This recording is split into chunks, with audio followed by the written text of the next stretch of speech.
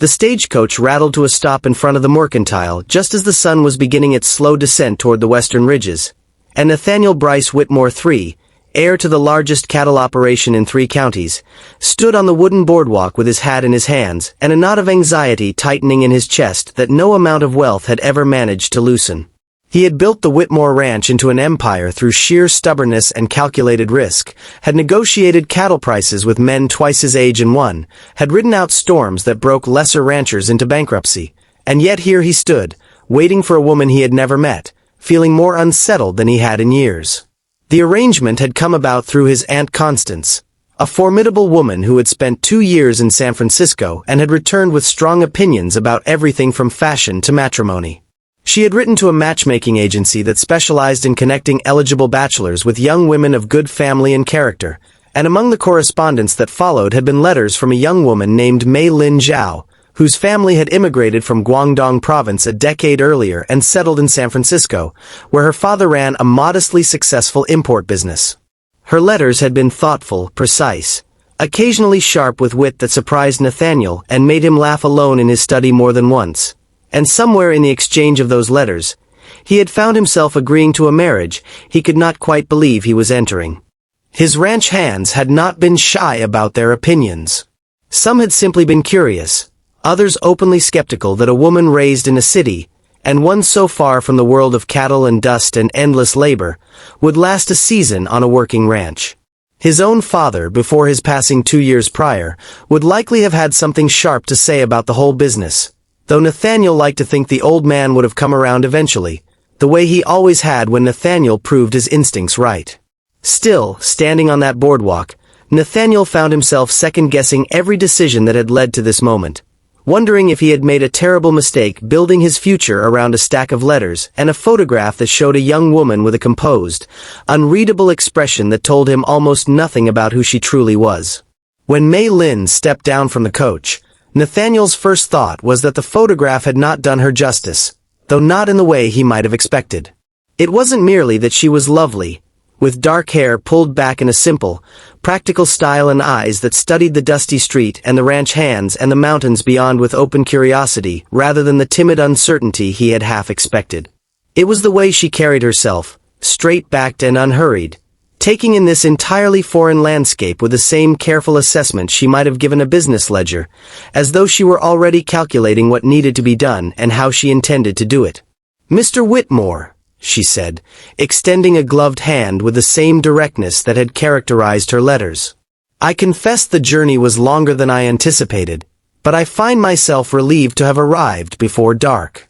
I understand ranch mornings begin early, and I intend to be of use from the very first day." It was not the greeting he had expected. No shy pleasantries, no anxious deference, simply a statement of intent that left him both amused and faintly unsettled. "Miss Zhao," he managed, "I hope the accommodations meet your expectations. I know it's a far cry from San Francisco." "I did not come west expecting San Francisco, Mr. Whitmore," she said, the faintest curve touching her mouth. "I came expecting a ranch, and I intend to learn everything a ranch requires of its mistress." The wedding took place 2 days later in the small church at the edge of town, witnessed by ranch hands and a handful of townsfolk curious about the rich cattleman's unusual bride, and if Nathaniel harbored doubts about how a city-raised woman would adapt to the brutal, unglamorous rhythms of ranch life, he kept them to himself, unwilling to voice the same skepticism his hands had already whispered among themselves. He needn't have worried about voicing it, because within a week, Mei Lin had begun answering the question herself, in ways no one on the Whitmore Ranch had anticipated. It began, unremarkably enough, with breakfast. The ranch cook, an aging man named Hoyt who had fed the Whitmore household for over 20 years and had grown set in his ways, expected the new mistress of the house to stay well clear of his kitchen, as ranch wives of a certain social standing typically did, content to oversee household affairs from a comfortable distance while hired help handled the actual labor. Mei Lin had other ideas. On her third morning, she rose before dawn, found her way to the kitchen, and to Hoyt's considerable surprise, began asking pointed questions about the pantry, the cookware, the schedule of meals for both the household and the dozen ranch hands who worked the property. "I do not mean to displace you, Mr. Hoyt," she said, tying an apron over her plain dress with brisk efficiency. "But I intend to understand every corner of this operation, and food is where any household begins. Perhaps we might work together." What Hoyt discovered over the following weeks, somewhat to his own astonishment, was that Mei Lin possessed not only genuine culinary skill. Her mother had run a busy household in Guangdong before immigrating, and had insisted all her daughters learn the kitchen thoroughly, regardless of their family's eventual prosperity in America, but also an entirely different relationship to food than anything the Whitmore Ranch had known. She began incorporating vegetables from a small garden she insisted on planting behind the house, herbs and preservation techniques passed down through generations of her family, methods of stretching modest ingredients into meals substantial enough to fuel a full day of ranch labor without the heaviness that left men sluggish by mid-afternoon. She taught herself to make bread in the ranch's wood-fired oven within her first month, adapted recipes her mother had taught her to work with the beef and game that dominated frontier cooking, and began keeping a careful ledger of the household's food costs that revealed, to Nathaniel's considerable surprise, that she was running the kitchen more efficiently than it had ever been run before. But it was not merely her cooking that began to change the rhythm of the Whitmore Ranch.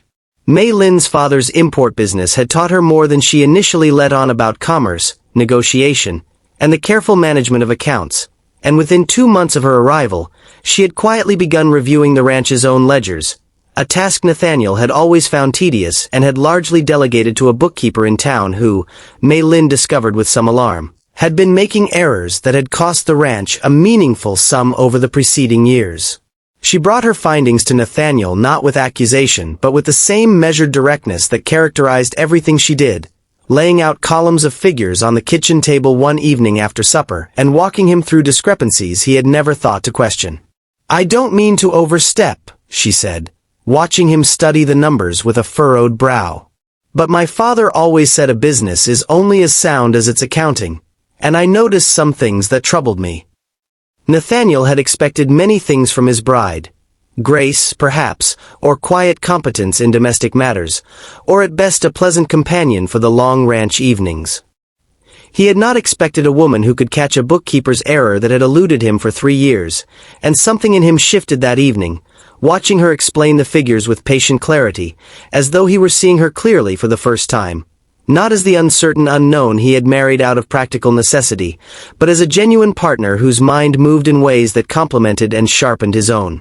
The ranch hands, who had been skeptical of the city bride, began to change their tune as autumn deepened into the harvest and slaughter season, when Mei Lin organized a preservation effort more thorough and effective than anything the ranch had attempted before, ensuring that the smokehouse and root cellar were stocked with enough variety and quantity to see the ranch comfortably through winter, with surplus enough that she suggested, to Nathaniel's initial surprise, that they might sell preserved goods and smoked meats to the growing town, adding a modest but meaningful new stream of income to the ranch's operations.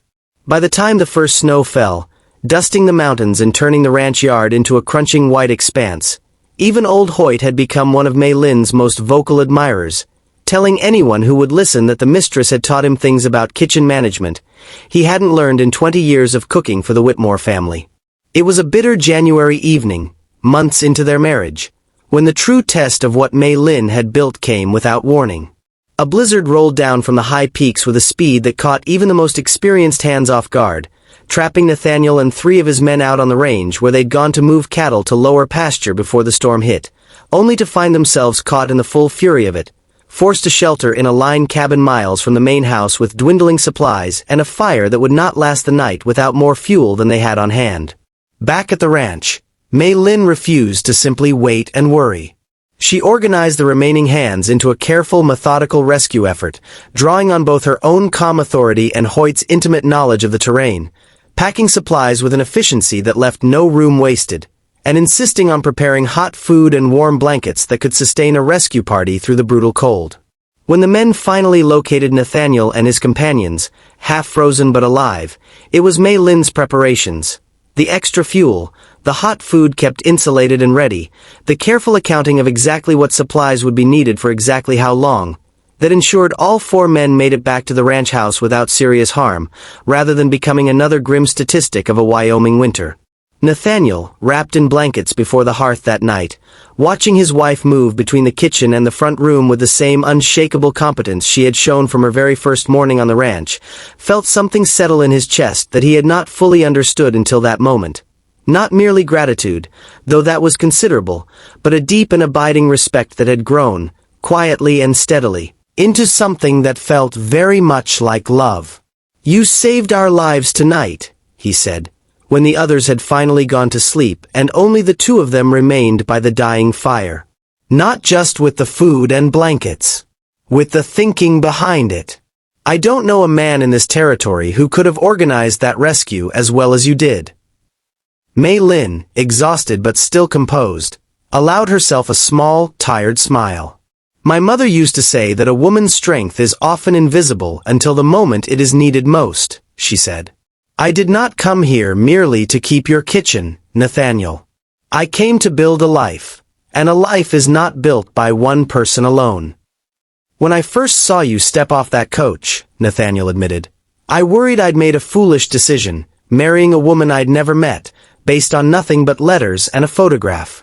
I worried you'd find this life too hard, too far from everything you knew." "And now?" she asked. "Now," he said, reaching for her hand, work roughened now from months of ranch labor but no less elegant for it. "I think the ranch would have foundered without you. I think I would have foundered without you. Every assumption I made about what kind of wife you'd be was wrong, and I am endlessly grateful to have been wrong."